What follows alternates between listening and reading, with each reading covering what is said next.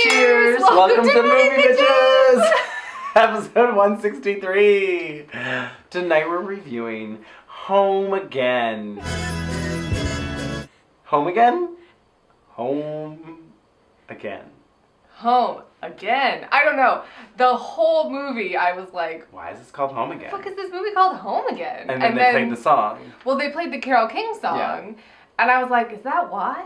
It was just for the Carole King song? Did they get the rights to the song and they were like, we're running with it? Yeah, let's name it Home Again. Nancy made a phone call to Carole. She said, do me this solid. I really thought, we're skipping ahead. I really thought the little girl's play was going to be called Home Again. Or like the last line of the play was going to be like, and we moved from New York, but the three guys helped me feel like it was home again. No. I mean, at least it would have like made sense. Yeah. So Home Again is the, oh God, what's her name? Hallie Meyers-Shyer. Shyer. I was going to say Myers-Briggs. Why? Myers-Briggs is like in business school, it's like a personality test. Oh. Anyway, Meyers-Shyer, it's Nancy Meyers' daughter. Right. Wrote and directed her first feature film. And Nancy produced it. And Dean Cundey was the cinematographer. He's like Robert Zemeckis' cinematographer. Wow. He was John Carpenter's cinematographer. I'm pretty sure he's the cinematographer for Jurassic Park. And now he's doing this. Okay. Well, he did a couple of other Nancy Meyers movies. Sure. Too. So they're friends. It's just all glossy. I don't know. It's not like interesting cinematography to me. No, it's perfectly lovely. It's just like Santa Barbara. 74 degrees, a sunshiny day. Even when it was nighttime, it was like yeah. shiny. I don't know. I guess that's the point. Yeah, a little bit. I find it to be boring. Sure, I get it. It's not moody in any way. No, it's not Nocturnal Animals. No, it's not. Oh boy. Now, if Tom Ford took a Nancy Meyers script, what would that look like? I think I would like it. I think I would too. So this features Reese Witherspoon. Reese Witherspoon. I was confused and confounded by... So, first of all, I saw the trailer for this movie and was like, oh, the new Nancy Meyers movie is coming out. And then I later was like, oh, what? Her daughter wrote and directed this? Okay, that's cool. Yeah. And then I was like, wait, you are writing and directing your first feature film and what you did was just like make kind of an okay version of one of your mom's movies? Right? Doesn't that seem weird? Why? Like, she's my age. She's 29 years old and she wants to write a movie about a 40-year-old woman who's recently divorced and is gonna find Is that personally relevant? Spring and a winter summer romance? What's that called? Oh, a May-December romance. A May-December romance. Yeah, I don't know. It didn't feel relevant because this movie felt really out of date. Yeah, it's sad that she takes after her mother in writing female characters. And what I loved was there was a strong female character who just takes control of her life. She was real weak. She was badgered into every choice. Yeah. Right? Pretty so much. Okay, well let's bring it back. We're gonna get into it. Yep. So Reese Witherspoon. Yes. Plays a 40-year-old woman. Alice. I'm Alice. Hey, Alice. Alice. Alice, please stop avoiding me. Alice. Alice is a newly separated loser. She just is recently separated. Yeah. And she brings her two daughters back to her late father's house in LA. But see, we don't even see any of that. This is my biggest issue. So we're just gonna get into it, and fuck it, I don't care. So I'm fixing the film already, and this is what I decided. Oh, okay. The biggest problem with the movie for me was that I didn't really know who anyone was, or what their motivations were, or what was going on. Well, we jumped into the story, like, after all of the excitement. Yeah. There was no, like, we're breaking up, I'm taking the kids to LA, fuck you for being an asshole husband. And the three guys are also just, like, they made it seem like I guess they just moved from New York 3 weeks ago? Yeah, apparently. But that isn't evident. You're like, wait, what? Yeah. It seems... Oh, and they moved from New York? Well, because they kept being like, Did oh, they say it's something set about New in York? Brooklyn. Oh, yeah, I'm from New York. So... Why wasn't that more of a, if this was a montage over the opening credits of both of them making their way from New York to LA, but they're separated, but they're gonna come together. They're like on the same flight, but she's in first class and he's in the back. Who cares? It's silly, but it's fun. Yeah, I would have loved that. My biggest issue was that I wanted Michael Sheen to be a dick. Yeah, he was just sort of not great. It was like, oh, he's really busy working all the time, and so he hasn't been able to move out to Los Angeles because why did she move to LA? She apparently unilaterally made this decision to move their family out to Los Angeles. I would assume it was because her mom was there. But like and because she had they were that sick separated. house. Yeah, they decided to separate. Okay. But why did they decide to separate? We don't see that because he was working all the time. But we Right. don't see that. No. Like we just jump right in and you're like, what? And I kind of needed it to be more of an assholey thing than just he's working a lot. Right? Particularly, I mean, more realistic, I guess. But it did it? just, Well, I guess. like it was a tougher decision for her, right? Because he wasn't a full-blown asshole. Right. But that's not a very exciting movie. No, and so that's what I was just like, I was rooting for them. I was like, maybe they should just get back together. He seems to earnestly want to try and fix this marriage, and like he realizes that he needs to be more present in his children's life. And like he made the effort that she wanted him to make. So it was too late, Andrew. Well, right. Too late. She'd already fallen in love with this 20-year-old. That's what I'm saying. Yeah. I needed him to be a dick for them to have a full-on falling out of their marriage, right? Her to be like, fuck you, I'm taking the kids, I'm going to my mom's, like, in LA. I've got my dad's house, sickening Santa Barbara. We will talk about it. Spanish style, California. Where was this house? Tile roofed. They kept being like, we're in LA. And I was like, no, you're not. You're not. You're in Santa Montecito. Barbara. Yeah. And they're like, we're in LA. And I was like, that's like Goleta. What's going on? We're in LA. I was like, this commute would be killing you. They keep being like, we gotta go have a meeting in downtown. I'm like, that's like 3 hours away. Because you are in Santa Barbara. Right. Well, and so, okay, so it starts with her crying in the bathroom. We don't know why. I mean, I still don't know why. Because it was her 40th It's her 40th birthday. And she's alone and depressed. But like, wouldn't it have been better if it was the same kind of thing even, but like there's like a fight or there's some catalyst. It was like an easy mom joke. I'm crying in the mirror because I can't and my life is a mess. Mom, yes? You know, like it was I'm just over that. Sure. Well, the whole movie felt very like treaded territory. Oh yeah. It was just like cliche after like, you know, trite statement. The filmmaking in the first 20 minutes was intense. It was a lot of insert shots. A lot. Well, because oh my god, well, it starts and it's this whole long montage. Oh, right! There's this whole montage of, I'm Alice Kinney, and my dad was a famous film director, and da-da-da-da-da, and this was my mom, and she's basically describing her dad as, like, John Cassavetes. She's like, he made, you know, outside the studio, dramatic, you know, raw movies about blah, or whatever. Yep. And the whole time I'm thinking, her dad looks exactly like Michael Sheen in this movie. Right. And I'm like, so is this just a not so subtle statement on those daddy issues? Oh, we're not addressing it at all? At all. Okay. I was like, wait, is that Michael Sheen? I'm confused. I thought that was her husband. Wait, oh no, that's her dad. Oh no. They both have like a George Lucas beard. And they're artistic, right? He's like in music. The dad was in film. Yeah. I don't know. I could have done without that whole intro entirely. It didn't really inform her character. She's repeating a pattern. She's hooking up with younger people? dating her father. Oh. This unreliable, fun guy who's artistic, who can't stick around, and she's repeating the pattern again with the young guy. Right. But then maybe he's gonna break the mold. I don't think so, but whatever. Oh, we'll get to him. We'll have a long discussion about him. Well, and then they set it up, the way they set it up, I kept being like, because they also have this thing where she's like, oh, am I just one of those people that, like, keeps thinking that they can have a career in any of these things that they do? Oh my god, I was the worst photographer. I was an even worse, what is she like? Food designer? What was something? I was expecting her to be like, and my real estate license is just, you know, dusting on the shelf. Right. So then I thought that there was going to be this whole thing where having these young filmmakers come in would have ignited like her inner artistic Passion. thing, that like she would have become a filmmaker like her father. Nope. That was the whole point of this intro monologue. No, Nope. it didn't matter. Nope. She's kind of a designer. Because apparently she remodeled the whole house. Right.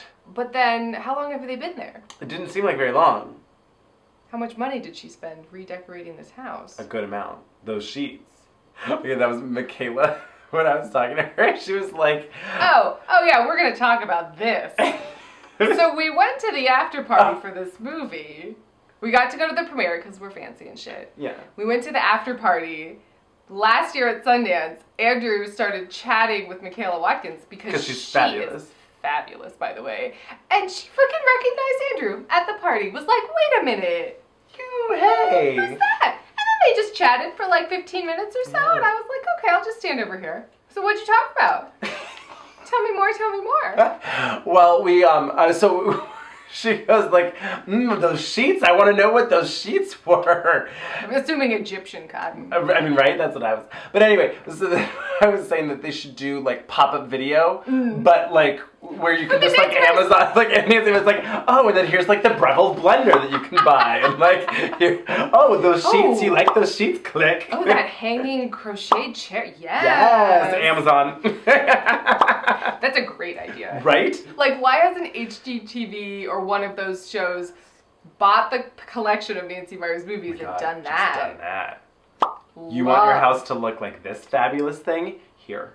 I love that. Yeah. So, the three best parts about this movie, Candice Bergen. in order, Okay. Candice Bergen. Well, the house. Number one. No, Candice Bergen was better than the house. That's true. She's one of a kind. She is. We're filmmakers too, you know, just like your husband. Everybody is, doll. We're in LA. The house, Yep. Lake Bell, Yep.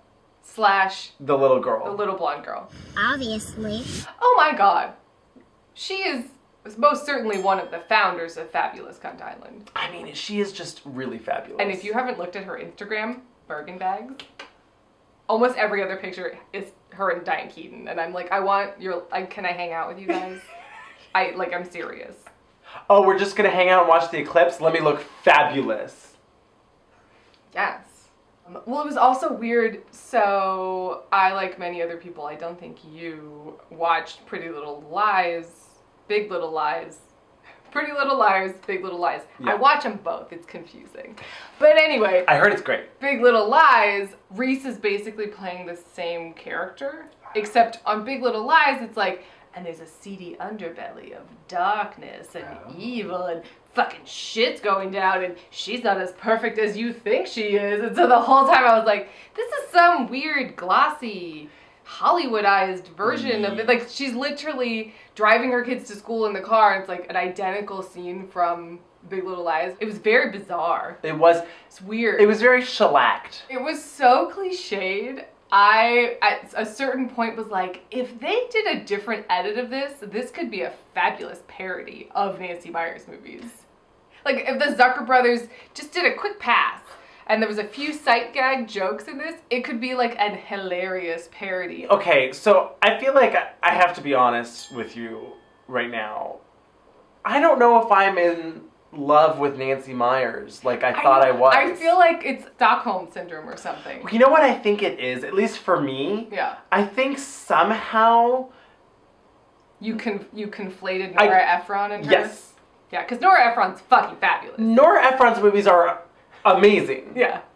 And it's like, oh wait, those are all great. Yeah. And yeah. then when I was looking at Nancy Meyers' filmography, I was like, well, that was okay. Yeah.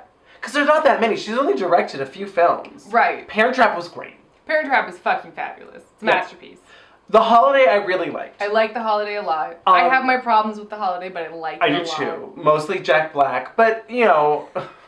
And Something's Gotta Give. Something's Gotta Give. I It's like. great. The soundtrack is great. The soundtrack is fabulous. And the house and the outfits are also great. And Diane Keaton is exactly a goddess. Yeah. But it's too long and It gets weird. Like Yeah. I remember being like, wait, what? And when the chemistry between her and Keanu Reeves doesn't exist. It's real weird. Yeah. And Keanu Reeves is kind of just terrible and like should not have been cast in that Remember role. when he showed up and was like, I'm a doctor? And I was like, ah!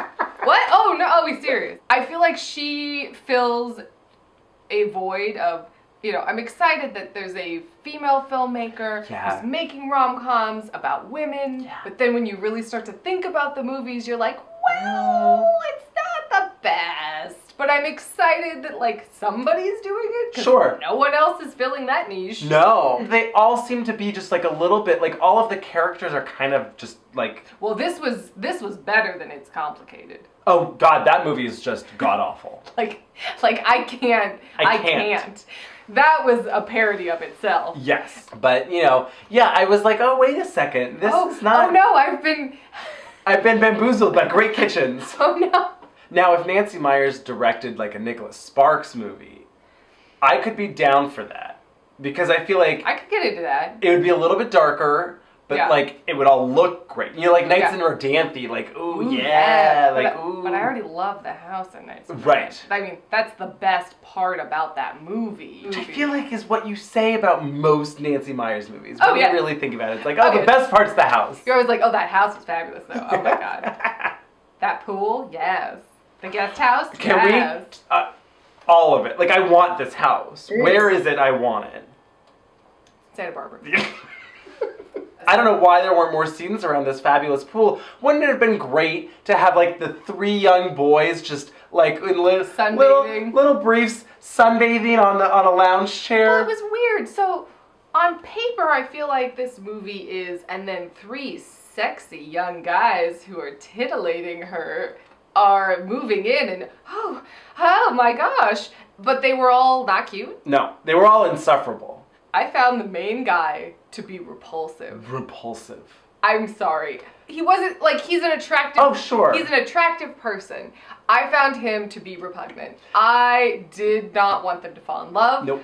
From the get. Yeah. One of his first lines in the movie, they're getting evicted from some shitty hotel. The hotel manager is Indian, and he's talking to him, and he's saying, just give us to the... They get in this whole fight, and then there's this really awkward 80-yard line where he just goes, Indians never like me. What? Oh my God, it was so bizarre. It was so uncomfortable. That's our introduction to the romantic lead in this film. Ugh, this racist throwaway line. I'm just like, oh, this is gross. But he was also just not very good. He wasn't charismatic or charming. The manager is making me ask for your ID, So, I'll give it to you. No, you know what I realized too? What? So he's he wants to be a director. Oh, well, he's Ryan Gosling's character from La La Land. Well, what I was going to say is, so she's dating Damien Chazelle? Yeah. That's why I hate him. Yeah. Oh, this makes sense. Yes. That's what I realized. I'm glad you got there too. Oh, yeah. You're John Kenny's daughter? Yes, she is. We're filmmakers too, just like your husband. It was took 3 of the worst kind of LA obnoxious douchebags and you made them the main, Well, I thought that the writer guy... I stumbled into that room back there with all your dad's stuff. I'm sorry. I just got a little lost. Who was on SNL for 10 minutes. John Rasselnack. John Rudnitsky. John Rudnitsky. Ransnerberger. John Rudnitsky. Redsner. It's far longer. I kept wanting to say Anthony Jeselnik, but that is a different person, but it's got that vibe. God, I can hear the guy It's got that many saying syllables it. or something. Yeah. Anyway, I thought he was the most charismatic. Yes. I thought he was the only one that I even remotely wanted to know more about. Well, it helped that his was the only character that was endearing as well, written. Well, sure. You know? I mean, I was genuinely so this main guy is a villain. Really? He's like, we're not supposed to like him. Oh no, we're supposed to like him? Here's what I'll say. Yeah. Just picture this. Okay, I'm ready. Imagine that Schmidt was the main guy. Yeah, I'm into it. Right? Because him and Sally Field, you're oh, but I kind of want you guys to get together. This well, works. It didn't help that he, yes, he was young, but he looked 15, and it was weird. He looked very young. I don't know, he's supposed to be a fantasy, a 40-year-old woman's sexual fantasy. And I was like, huh? Even if it wasn't like, Chris Hemsworth coming in here. No, it didn't have to be Thor. No. Somebody sexy. Exactly. Well, and like that's what I'm saying. Like for me, at least, Schmidt has like that charming like. He has a personality. He's like endearing, where it's like, oh, you're kind of douchey, but like in a sweet way, like where you're like, okay, I can see this. Like, yeah, fall for like the ugly fat girl. It's from Devil Wears Prada. I was thinking of the Duff. Oh. Now, wait a minute. Robbie Amell, yes. We just fixed this movie with one casting choice. Two, actually, because what I would do is Robbie Amell is the hot one. Robbie who's Amell like the kind of the smarmy, like the director who yeah. like makes the deals. Yeah. And then Schmidt is the actor the brother. writer. Oh, the writer. Or the actor brother. So, yeah, so the third person is the actor brother who I kept forgetting about. Yeah. He did a few small parts here and there. You were also smoking hot, like in the movie of the yellow bikini. I was like, whoa. He was not a very good actor in this movie, but then he also, we never see him act. He was apparently the Robert De Niro of playing EMTs on some, with his own Chicago Fire. With his own chair.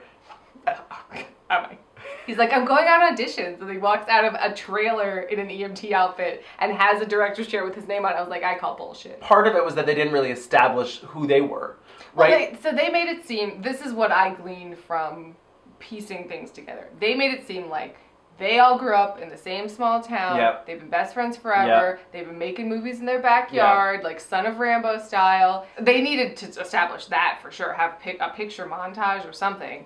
And their dream was to go to Hollywood, and they made this short film, and they got their tickets, and they went, and that was what I gathered, but they didn't explain any of that. I mean, I would have loved, I really like your idea, like, I wish it had started off with them at, like, South by Southwest or whatever, right? Winning their award, then they go back to New York, and they're like, well, what do we do now? Yeah. We need, and it's like, we gotta just go to LA and make it big. Meanwhile, Reese Witherspoon is having a fight with her husband, Michael Sheen, and they're like, you're never here, you don't care about the kids, you don't care about me, all you care about is like, I've tried everything. And maybe he cheated with someone, right? Like, you smell like perfume and Don Julio or whatever. That was weird. That line, I know, right? That whole thing. He exclusively drinks Don Julio. Available. Amazon. Wait, so you know what else I realized? The other reason that I think the main guy was very off-putting to me, he kept reminding me of Andrew Keegan. Which photo do you like the best? Oh my god, a little bit. Right? Yes. And you're like, damn, I was ugh. going for thoughtful. Yeah, right? I mean, I kept having like flashes of like, oh no, Alex Mack, run away! No! Like I was like, oh no! He's gonna date rape you! I was just like, ah! Yeah, and it was driving me skinnier. crazy. Like an emaciated Andrew Keegan, which, I mean, you know what's going on with Andrew Keegan now, right? Yeah. Oh my god. So he started a cult where he's the cult leader in Venice, and they just got busted. They couldn't get them for cult things. So they busted them for selling kombucha without an alcohol license. It happened. It's the single most LA thing that's ever happened, and I love it. So yeah, I don't know. Like the biggest problem for me was that the three guys were just like, ugh. I got what she was going for, right? They were trying to have it be like, takes a village to raise, a family and whatever. But then wouldn't it have been better too, like if she'd really kind of been struggling? Like she'd been struggling as like a newly single mother. She needs to get a job because like she's now a single mother, but she doesn't know what to do because she's always just kind of been like the wife of this big time music exec, and she's done little hobbies here and there, but like whatever. And so she's like, you guys, I don't know what to do. Like, sure, like I would plan parties, or sure I did this thing, or like what if she becomes a production designer?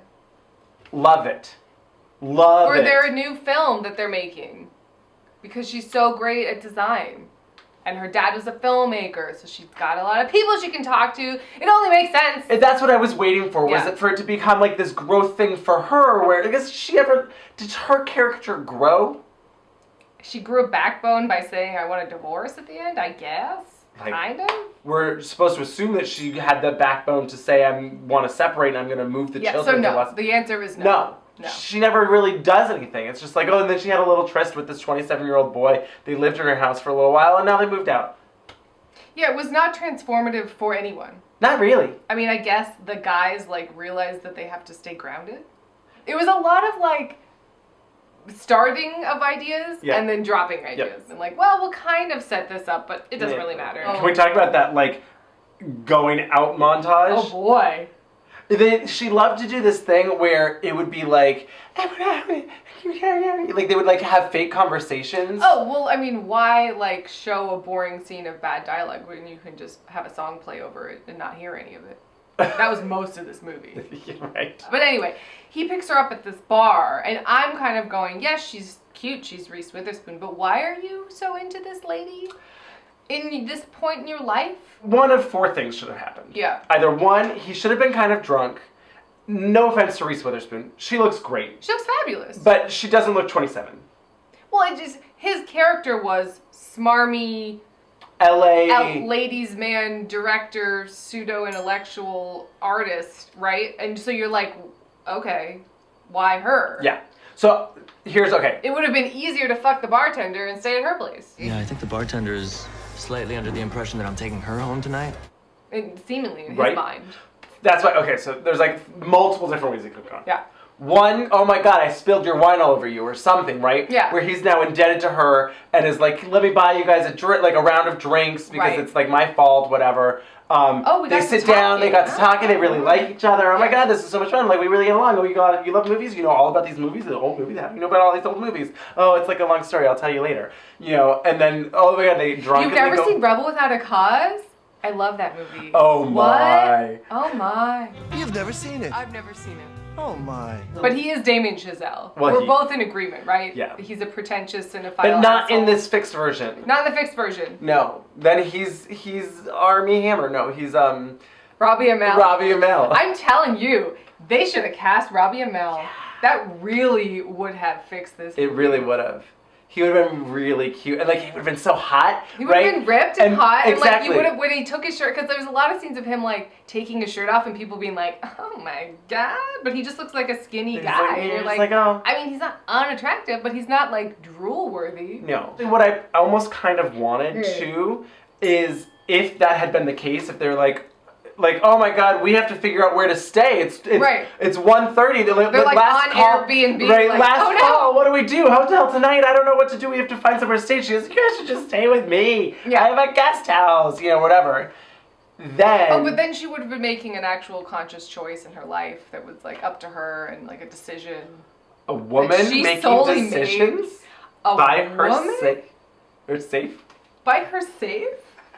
A woman who can like tighten a screw on a cabinet by herself? Oh, I God. can't imagine. He comes in, this cabinet apparently has been broken since her father died, I don't know. And she's like, he's like, where's your screwdriver? I can't even tell you how long that cabinet's been broken. So he tightened a screw. Yep. And she is impressed and apparently useless. Once again, she writes women like her mother. So the fixed version, Robbie Mel, Schmidt. Yeah. I feel bad. I know his name, but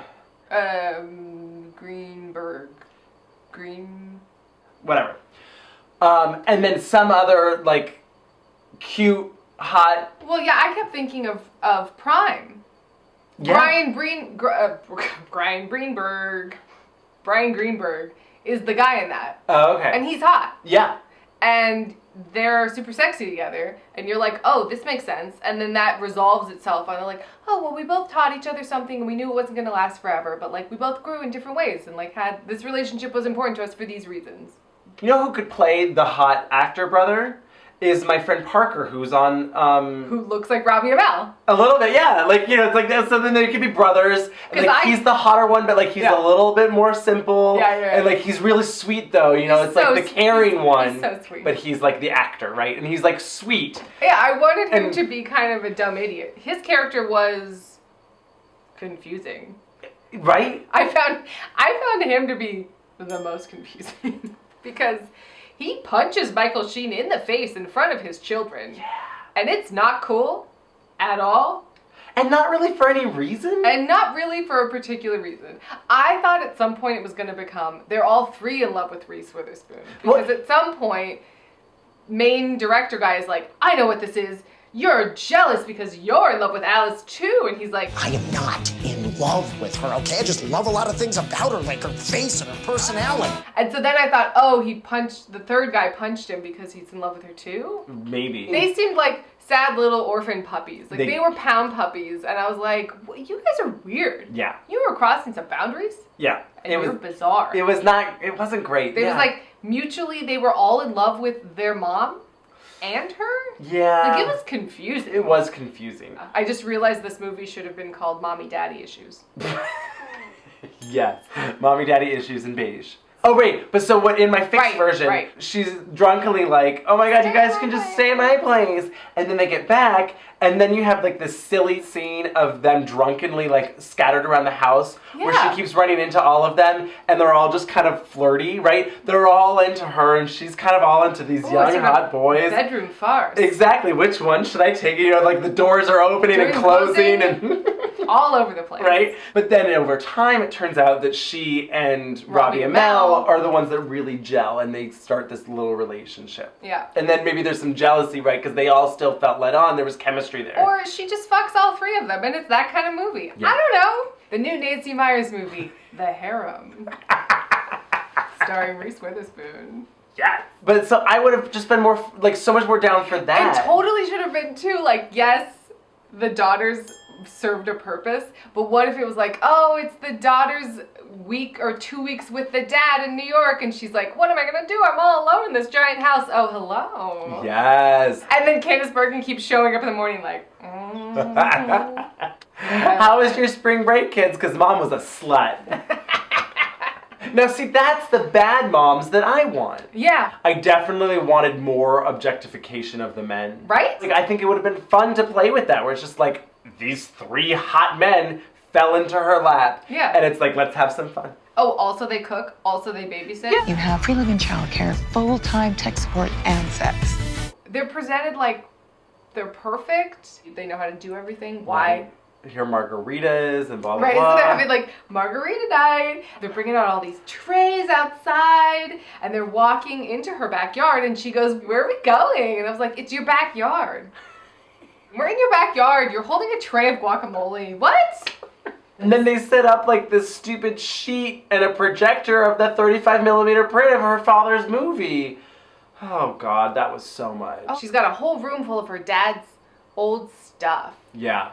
And they keep showing these 35mm prints in canisters just out in the sun, rotting away. And I was just like, girl, those need to be climate controlled. Well, I also thought, so her dad is like the he's like John Cassavetes or something. He's like the super famous, respected director. I kept waiting for them to be like, oh, can't you help us like get a meeting? Right. Or like Right. use her inappropriately or something, and then that was gonna be the conflict. But like also, why not? Like I felt like that should have been like, why didn't the mother who loved them so much Right? be They like, were all like, you were so fucking hot, you were so fuckable, Candice Bergen. And she's like, really? Thanks, love it. Yeah. I want fucking a movie about Candice Bergen having these three guys live in her house. oh my God, That would yes. be a great movie. Yes. I just, because you said it like they're all supposed to be like perfect, right? These boys are like, oh, perfect. Like, they're immature, but they know how to do everything. They're not even that immature. Not really. The only immature thing was that he was selfish by not leaving the drinks where he was trying to get financing for his film. But like, to come, like, but like, he's destitute. right? Like, He's living at your house for free. yeah. In a weird sexual situation with you. Right. And his only way out is to find a job. It should have been some other thing that he let her down with. Yeah. But also, what I really would have liked, because the most obnoxious thing about them for me Yeah. was this Damien Chazelleness of it, right? Where, oh, well, I'm not even going to entertain not having our movie in black and white. And I'm not going to entertain having our movie set somewhere else. And I'm not going to entertain this. And It was like, I have to be the lead we are star. real art. I mean, this was insane. So their plan is, we've made this short. We're gonna go to LA. Yep. We're definitely gonna find a studio that is A, gonna finance this movie. B, let me direct it. C, let you write it. And D, let you me star star in in it. What? I was And- like, well, that's not gonna happen. It wasn't even really making fun of that sort of art. No. Like, it wasn't like The Big Picture, which, oh my God, everybody go watch The Big Picture. It's like a fucking best movie about art school and like Hollywood and like artists versus, anyway, it's great. And it wasn't even that. They showed like 5 seconds of their movie, which, I mean, I don't even know. It was like some steampunk black and white nonsense that I think was about a heist. Nonsense. It was like about petty theft. I don't even know. It looked like some Soderbergh like / Guy Ritchie knockoff art film. It was. That is generous. No, that was me giving them some personality. Yeah. I found it really confusing that we never knew what their movie was about. If instead it had been that they were young, naive, artistic hopefuls, right? Yeah. Where they moved to LA, and now this is sounding very like La La Landy, but like if they'd moved to LA to try and make it big, right? I'm telling you, watch the big picture and you'll realize how to make this movie right. Because you have to be scathing of Hollywood and of the art. Like, you have to take a stance, right? Yes. To be like, both of these things are absurd, but we love them. Exactly. You have the super naive, artistic kids, like, and then you have the super dicky agent Ari Gold on the other side. I didn't get the end of this movie. No. There's this whole thing, throughout the whole thing, where the older daughter wants to be a writer, so she connects with this was weird, though. writer guy. This was fine. It was the only sort of... No, that was nice. That was nice, but what was weird to me... Connection that was made, Right, really. So she's like, well, I have a favor to ask. Would you be there on stage in, like, backstage, like, on the wings? As, like, my support system? It was just a weird ask. It's, like, such a weird thing. Well, and the only reason it was there was because at the end, he's running to get through there, and he runs into her teacher. Oh, right. And they have a weird meet cute where he's like, you're Mrs. Anderson, and she's like, you're George. And it was, again, a forgotten idea of, so I guess they're going to end up together? Who knows? That was why that was there. Yeah. This whole thing was annoying for me because it was like, oh, here's this 11-year-old girl, and we're saying, oh, the 11-year-old girl can't finish her lines, can't read anything out loud. Well, she's a woman, Andrew. Well, right. She can't do anything without a man there to help validate her. Of course not. Fuck you, movie. I was just like, what is this nonsense? But the best part, so they're rushing to get to the theater. Oh my gosh. The guy won't let them through. Right. Like, as if it's like a right. Hamilton. Well, they go, this isn't Hamilton, this is an 11-year-old's play or whatever. Let us through or whatever. And then the doors open. Oh, yeah. And, like, as if someone was coming, exiting. charging through. You never see that person. Mm-mm. It's a ghost. Yeah. I'm convinced. It's Reese Witherspoon's father. It's a final push, will you?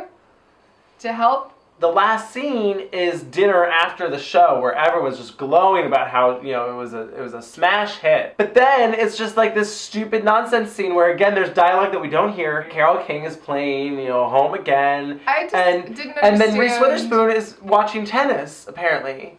She's just like, Michael Sheen? Other guy whose name is Harry. Michael Sheen? Oh. Well, like, what do we think's happening the next day? Are they going to be friends forever? Maybe. I mean, they're certainly not going to make it big. I mean, their dreams will be dashed and they're going to, like, go back to New York, right?